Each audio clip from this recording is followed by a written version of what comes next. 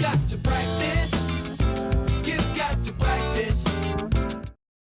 Alors, nous y voilà avec un petit exercice sur les polynômes. On a P, un polynôme de Q de X. Voilà.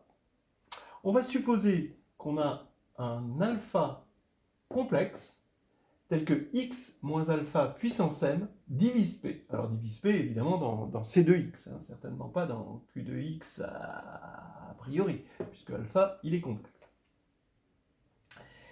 Et donc, si vous voulez, ça veut dire, vous savez que ça veut dire que alpha est racine de P d'ordre au moins m. Bien. On va supposer que m est strictement supérieur au degré de P sur 2, et il faut montrer que alpha est un rationnel. Voilà, je vous laisse regarder. You've got to practice. You've got to practice. Alors, allons-y pour une preuve. Il n'est pas évident, hein, il a l'air facile comme ça, parce que bon, l'énoncé est simple, mais il n'est pas vraiment évident. L'idée est de décomposer P, ce polynôme rationnel, en polynôme rationnel irréductible, d'accord? Donc là, tous les PI sont irréductibles de Q de X. Bon, on peut toujours supposer que tout est unitaire, hein, que P est unitaire, de toute façon, ça ne change rien, et que les PI ici sont unitaires. Voilà. Donc, qu'est-ce qui se passe? Ben, on regarde ça, bien sûr, dans Q de X, mais on passe dans C de X, et dans C de X, on peut dire que X moins alpha divise P, bien sûr, puisque M est strictement supérieur à 1 a priori, hein, P, voilà, hein, P, bon, évidemment, P n'est pas constant, P n'est pas nul, tout ça, hein, on est en train de vraiment faire un exercice. Donc, x moins alpha divise un des PI. Donc ça, on va dire que c'est le lemme d'Euclide. Hein. Ben oui, donc P moins alpha divise un des PI, on va dire que c'est P1, hein, qui t'a permuté. Bon, dans C de X. Hein. Bon, donc on a P1 de alpha qui est égal à 0, évidemment. Et là, on va montrer que alpha est racine simple de P1. Ce qui n'est pas tout à fait évident, ça peut sembler évident parce que P1 est irréductible, hein, mais on va quand même le montrer par acquis de conscience. P'1 de alpha, j'affirme qu'il est différent de 0, ce qui permet de conclure que alpha est racine simple. Alors pourquoi c'est différent de 0? Parce que sinon P'1 annulerait alpha, or P'1 n'est pas le polynôme nul. Alors pourquoi c'est pas le polynôme nul? Parce que P1, c'est un polynôme non constant, hein, au départ, on prend non constant, donc P'1, c'est pas le polynôme nul. Voilà. Alors, donc on a un polynôme non nul qui annule alpha, donc il est multiple de l'annulateur minimal, hein, qui annule alpha. On sait que P1 alpha est algébrique, hein, puisque P1 annule alpha. Et donc le polynôme minimal de alpha sur Q, il va diviser P'1 et P'1 qui divise strictement P1. Et bon, ça, c'est pas possible. D'accord?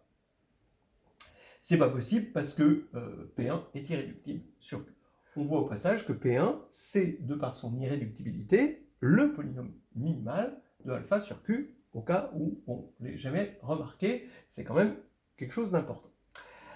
Alors, et ben voilà, donc ça veut dire que c'est absurde, et donc on a bien P'1 de alpha différent de 0, et on dit que alpha est racine simple de P1. Donc maintenant, on va avoir, si m est strictement supérieur à 1, on va avoir x moins alpha qui va être racine uniquement simple de P1. Donc voilà, s'il y a une multiplicité ici, il va forcément être racine d'un des autres, qui va être, on peut supposer qu'il t'a permuté que c'est P2. Voilà.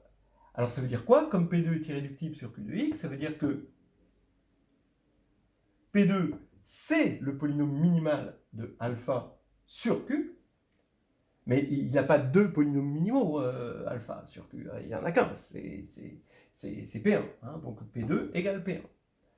Alors donc, etc., etc. Et donc, il va y avoir autant, donc P2 va avoir alpha encore comme racine simple, puisque c'est P1, et il va y avoir donc autant de fois P1 qu'il y a de M ici.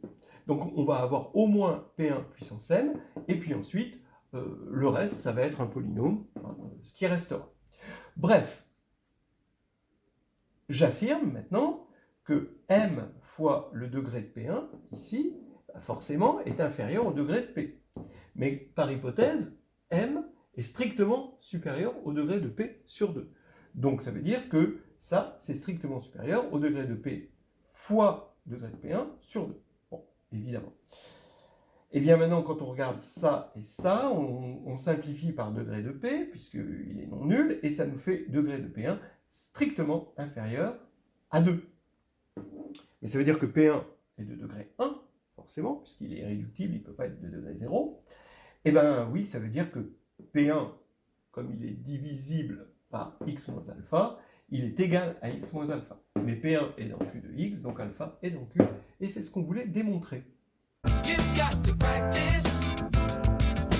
Practice what you preach. Alors, qu'est-ce qu'on apprend ou pas dans cette histoire, ou qu'on retrouve? Plusieurs choses. Bon, alors d'abord, que cet exercice qui avait l'air assez facile d'apparence n'est pas tout à fait, hein, il cache des sucreries, et on va voir ces sucreries. D'abord, décomposition en irréductible, la factorialité de Q de x. Ensuite, le fait que on a un lemme d'Euclide, hein, on pouvait s'en sortir autrement. Bon, x moins lambda alpha, il divise P1, par exemple. Mais surtout, que Q est ce qu'on appelle séparable.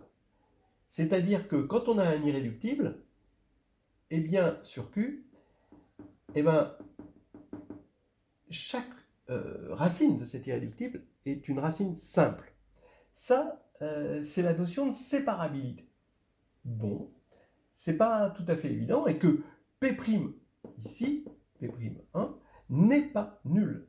Ça, c'est pas tout à fait évident. Si on était en caractéristique P, on pourrait parfaitement avoir un polynôme de degré n avec une dérivée formellement nulle. Bon, comme par exemple x2 moins 1 sur f2, dont la dérivée c'est 0. Voilà. Donc on se sert d'une notion. Voilà. Après le reste, ça roule assez bien. Hein. Oui, que la notion du polynôme minimal est une notion importante, et le polynôme minimal d'un élément alpha sur un corps K, hein, tel que alpha est dans une extension de K, on utilise le fait que le polynôme minimal est unique. Alors je rappelle pourquoi le polynôme minimal est unique, hein. C'est parce que l'ensemble des polynômes qui annulent un élément alpha donné sur Q, eh bien, c'est un idéal. C'est donc un idéal de Q de x, il est principal, et on sait qu'il a un seul générateur unitaire, donc qu'on appelle le polynôme minimal, voilà, sur Q de alpha. Donc là, c'est important. Et je reviens quand même sur la séparabilité, qui est quelque chose de pas évident, mais maintenant, si vous vous faites coller sur la séparabilité, vous pouvez tout de même répondre que même le grand Évariste, hein, voilà, il n'avait pas réalisé les problèmes de séparabilité. Donc, si Évariste Galois n'a pas vu la séparabilité, vous avez quand même le droit vous avez un joker, on va dire. Voilà, et on va s'arrêter.